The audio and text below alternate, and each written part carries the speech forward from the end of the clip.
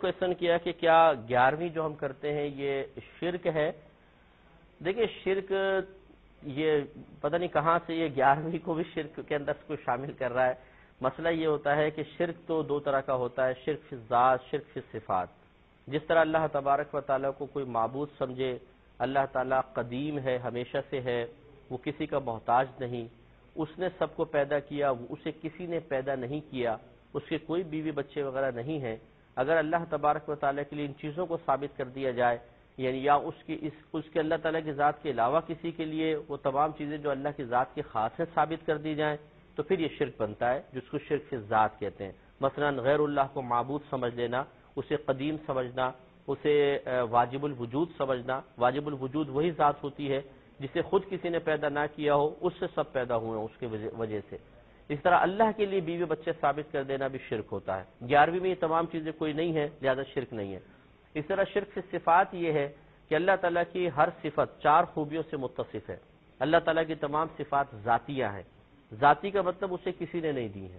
Number 2 وہ قدیم ہے، یعنی ہمیشہ سے اللہ کے ساتھ ہیں۔ نمبر 3 وہ غیر فانی ہیں، ان میں فنا کا کوئی تصور نہیں۔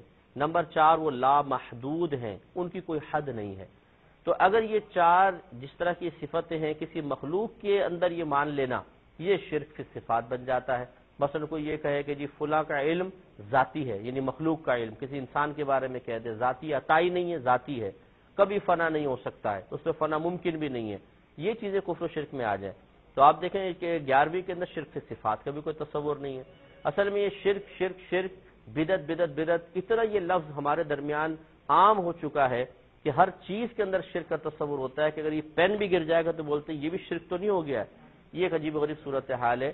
بس 11ویں یاد رکھیں کہ اصل میں اس کو 11ویں کا نام دے دیا گیا ہے۔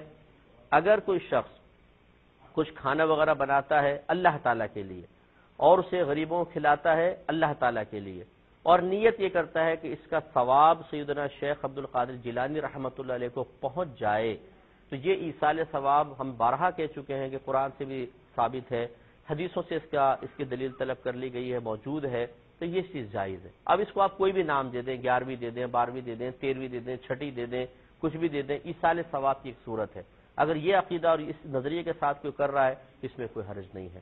ہاں اگر کھانا اس لیے بنایا کہ فلاں بزرگ کا مجھے قرب حاصل ہو جائے، میں فلاں بزرگ کے نام کا ہی بس بنا رہا ہوں، اور نام کا بنانے کا مطلب کیا، ان کا قرب حاصل ہو جانا۔ جیسے کفار تھے نبی کریم صلی اللہ علیہ وسلم کے دور میں، وہ بتوں کے نام کے اوپر جانور ذبح کرتے تھے اور ان کی نیت یہ ہوتی تھی کہ بت کا ہمیں قرب حاصل ہو جائے، یہ ہمیں قریب کر لے ہمارے معبود۔ اس قسم کا کوئی تصور کسی کے بارے میں رکھے تو شرک وغیرہ کا شائبہ ہو سکتا ہے، لیکن جیسے میں نے پہلی محتاط الفاظ میں عرض کیا، کھانا اللہ کے لیے بنے گا، کھلایا بھی اللہ تبارک و تعالیٰ کی رضا کے لیے جائے گا، پھر جو اس میں ثواب کا ترتب کا وعدہ اللہ تعالیٰ کی طرف سے ہے اس کے بارے میں یہ نیت کی جائے گی کہ یہ فلاں بزرگ کو بھی پہنچ جائے، تو پھر ٹھیک ہے، اس میں کوئی حرج نہیں ہے۔